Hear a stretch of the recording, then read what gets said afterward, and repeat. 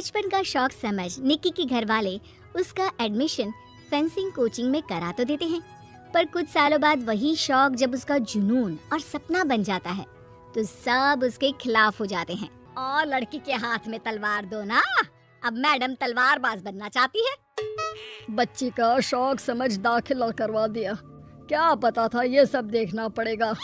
अरे बहुत हो गई तलवारबाजी, आज से तू सिर्फ रसोई और बेलन देखेगी। पर मम्मी पापा, फेंसिंग भी फुटबॉल और क्रिकेट की तरह एक स्पोर्ट है।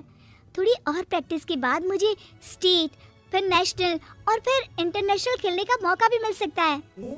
निक्की की बात से भड़के हुए घर वाले आगे कुछ सुने या समझे बिना उसके घर में रहने का ऐलान कर देते हैं, जिसके कुछ हफ्तों बाद निक्की की आयुष के साथ शादी हो जाती है। ससुराल पहुंचने के कुछ दिनों बाद बहुत हिम्मत के साथ निक्की फिर वही फरियाद लिए इस बार अपनी सास के पास जाती है। मम्मी जी, क्या मैं कोचिंग दोबारा शुरू कर सकती हूँ? कैसे कोचिंग? तेरे मम्मी पापा ने तो हमें किसी कोचिंग या पढ़ाई के बारे में नहीं बताया। वो पढ़ाई नहीं, फेंसिंग की कोचिंग है। और देख, अपने अंग्रेजी के बड़े बड़े शब्द ना मुझसे ना बोला कर, सीधे सीधे बता कि ये फेंसिंग है क्या। मम्मी पापा के साथ अपने एक्सपीरियंस के बाद निक्की कोई रिस्क ना लेते हुए सास से झूठ बोल मंजूरी ले लेती है और इसी के साथ निक्की के सपनों की दुनिया शुरू हो जाती है, जिसमें अब वो सुबह उठ जल्दी जल्दी घर का सारा काम खत्म करके ज्यादा से ज्यादा समय अपनी फेंसिंग प्रैक्टिस में बिताने लगती है। इसी तरह महीने बीत जाते हैं। वाओ, आई कांट बिलीव, जो सपना एक बार नामुमकिन लग रहा था, आज मैं उससे सिर्फ 2 हफ्ते दूर हूँ। निक्की, तुम बहुत अच्छा कर रही हो, बस अपने फॉर्म को खराब मत होने देना और नेशनल्स का मेडल तुम्हारे गले में आना पक्का है। इस बात को सुनकर निक्की नेशनल गेम की खुशी में झूमती हुई जैसे ही उस शाम घर पहुंचती है तो आयुष को पैर में प्लास्टर के साथ सोफे पर बैठा देख परेशान हो जाती है। ये क्या, कैसे हुआ? किसी ने मुझे फोन क्यों नहीं किया?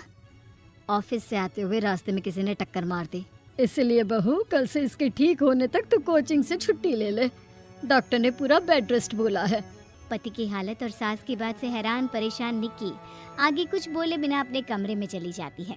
अब मैं क्या करूंगी? दोनों तरफ मेरी जिम्मेदारी है, अगर एक भी पूरी नहीं की तो लाइफ में दोबारा सुकून की सांस नहीं ले पाऊंगी। सच बता दूं क्या?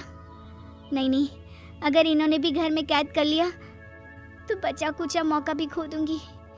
भगवान, आपने मुझे कहाँ फंसा दिया? मन ही मन ये सब सोचते हुए निक्की घर के काम और पति की सेवा में लग जाती है। इसी तरह 1 हफ्ता बीत जाता है।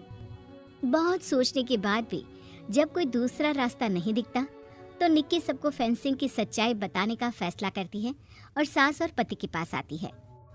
मम्मी, आयुष, मुझे आप दोनों से एक बात करनी है। तुम्हें भी मम्मी की तरह गैस हो गई है क्या? तू भी बूढ़ी औरत की मजाक उड़ा ले। एक दिन जब तेरे बच्चे तेरा मजाक उड़ाएंगे ना तो मैं भी उनके साथ बैठकर हंसूंगी। घर का ये हंसता खेलता माहौल देखकर निक्की आगे कुछ बोल ही नहीं पाती। तभी गोलियां चलने की आवाज सुनकर सब डर जाते हैं और कुछ आतंकवादी घर में घुसकर सबको बाहर निकाल देते हैं, जहां उनके एरिया के बाकी सब लोग भी इकट्ठा होते हैं। ये किसी भी तरह के होशियारी नहीं करेगा, हमें बस कुछ समय के लिए चुप रहने की जगह चाहिए, इसलिए अगर तमीज में रहोगे तो जिंदा बच जाओगे, और अगर मरने का ज्यादा मन हो तो अपना सीआईडी वाला दिमाग चला सकते हो। डर की वजह से कोई इसके आगे कुछ नहीं बोलता। कुछ घंटे इसी तरह आतंकवादियों की कैद में बैठे रहने के बाद निक्की की सास गुस्से में चिल्लाने लगती है। और तुम कल मुँहों को आम लोगों को परेशान करने के अलावा और कुछ नहीं आता क्या? मैं कहती हूँ, अरे एक एक को मेरी बद्दुआ लगेगी, कोई जिंदा नहीं बचेगा।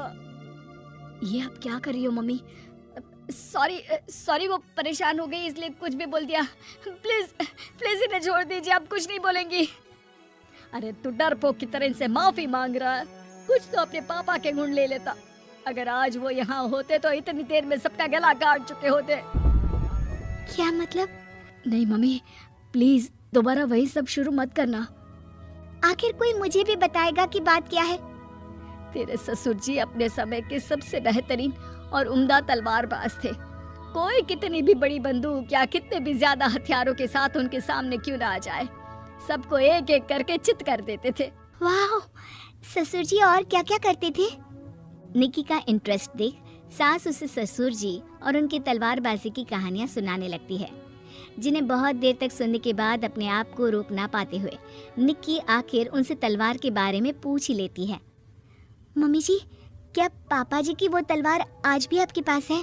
अरे इन्होंने अपने बेटे से ज्यादा उस तलवार से प्यार किया है तो फेंक कैसे देती, संदूक में संभाल कर रखी है। आयुष की बात सुन निक्की की आंखें चमक उठती हैं और वो सब कुछ भूल तलवार निकालने की बात कर बैठती है, जिसे सुन बाकी दोनों की आंखें फट जाती हैं। क्या बोला, जरा फिर से बोल। क्या कहानियां सुनकर तुम भी अपने आप को झांसी की रानी समझने लगी? यही समझ लो कि तुमने झांसी की रानी के साथ ही शादी की है। ओ मोहतरमा, जरा सपनों की दुनिया से बाहर निकल आओ और शांति से बैठ जाओ, आई बड़ी झांसी की रानी बनेगी। माहौल की गंभीरता और सास आयुष का रिएक्शन देख निक्की के पास उन्हें सच्चाई बताने के अलावा और कोई ऑप्शन नहीं बचता, इसलिए वो बिना कुछ सोचे समझे और देर किए उन्हें पूरी सच्चाई बता देती है, जिसे सुन दोनों भौंचक्के रह जाते हैं। और इसी के साथ अगले हफ्ते मुझे नेशनल्स खेलने का भी मौका मिला है, भरोसा कीजिए मैं कर सकती हूँ। निक्की की बातों से अभी तक सदमे में बैठे आयुष और सास उनकी तबीयत खराब होने का बहाना बनाते हैं और दवाइयाँ लाने के बहाने घर के अंदर जाने की बात करते हैं, जिस पर एक आतंकवादी भी उनके साथ घर के अंदर जाता है। निक्की दवाइयाँ लेने के बाद बाथरूम का बहाना बनाकर सास के कमरे में पहुंच जाती है। अब क्या बाथरूम भी साथ चलोगे? यही कमरे में रुको। 5 मिनट में बाहर नहीं आई तो अंदर आकर सारी गालियां सिर में उतार दूंगा। निक्की बाथरूम के अंदर चली जाती है। अब क्या करूं? तलवार कैसे निकालूं? मुझे किसी भी तरह इससे छुटकारा पाना होगा। सोच निक्की, जल्दी कुछ सोच।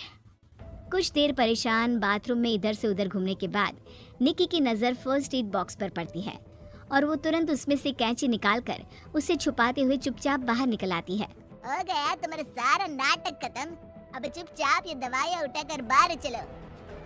ऐसा बोलकर जैसे ही आतंकवादी मुड़ता है, निक्की तुरंत उसकी गर्दन पर कैंची से वार कर देती है और उसकी बंदूक हाथ में लिए संदूक से तलवार निकालने लगती है, जिसके कुछ देर बाद वो घर के पीछे वाली खिड़की से बाहर निकलकर छुपकर एक एक करके सब आतंकवादियों पर वार करके उन्हें घायल कर देती है। अब सारे पब्लिक की कैद में आ जाते हैं। ये सब देखकर आयुष और सास के साथ सारे लोग दंग रह जाते हैं। सास का सर गर्व से ऊंचा हो जाता है। मेरी बहू सिर्फ नेशनल्स नहीं, इंटरनेशनल भी खेलेगी। हाँ।